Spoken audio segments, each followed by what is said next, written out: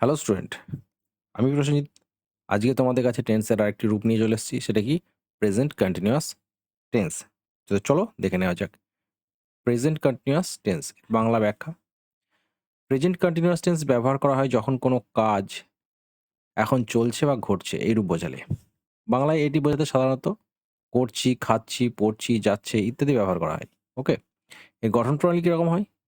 এর গঠন প্রণালী হচ্ছে সাবজেক্ট প্লাস অ্যামিজার প্লাস ভার্বের সাথে আইএনজি যুক্ত অবজেক্ট। আয়ের সাথে কী যোগ হবে? অ্যাম। হি, সি, ইট যে কোনো নামের ক্ষেত্রে কী হবে? ইজ। উই, ইউ, দে এদের ক্ষেত্রে কী হবে? আর যোগ করতে হবে। তো চলো এর পরবর্তীতে দেখা যাক। কিছু উদাহরণ দেখে নেওয়া যাক। উদাহরণ ১ নম্বর, আমি ভাত খাচ্ছি। আমি ভাত খাচ্ছি। এটার ইংরেজি কী হবে? I am eating rice. I am eating rice. আমি ভাত খাচ্ছি। সে একটি বই পড়ছে। সে একটি বই পড়ছে। কী হবে? She is reading a book. She is reading a book. সে একটি বই পড়ছে। They are playing football. তারা ফুটবল খেলছে।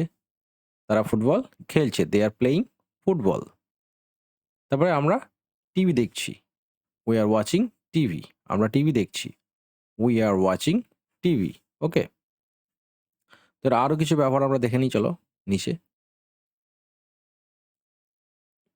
এটা হচ্ছে এখনকার মুহূর্তে কাজ চলছে, মানে এখন যে কাজটা চলছে সেটা হচ্ছে প্রেজেন্ট কন্টিনিউয়াস টেন্স।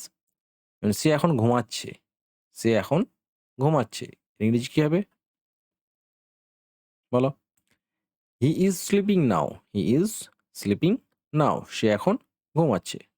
নাম্বার ২, অস্থায়ী কাজ বোঝাতে যেরকম অস্থায়ী কাজ কি? আমি ১ সপ্তাহের জন্য কলকাতায় থাকছি। আমি ১ সপ্তাহের জন্য কলকাতায় থাকছি। I am staying in Kolkata for a week.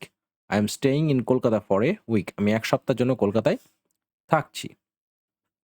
Number ৩, now at the movement today this week, মানে ইত্যাদি শব্দের সাথে ব্যবহার করা হয়। তারা আজ কঠোর পরিশ্রম করছে। দে আর ওয়ার্কিং হার্ড টুডে। তারা আজ কঠোর পরিশ্রম করছে। দে আর ওয়ার্কিং হার্ড টুডে।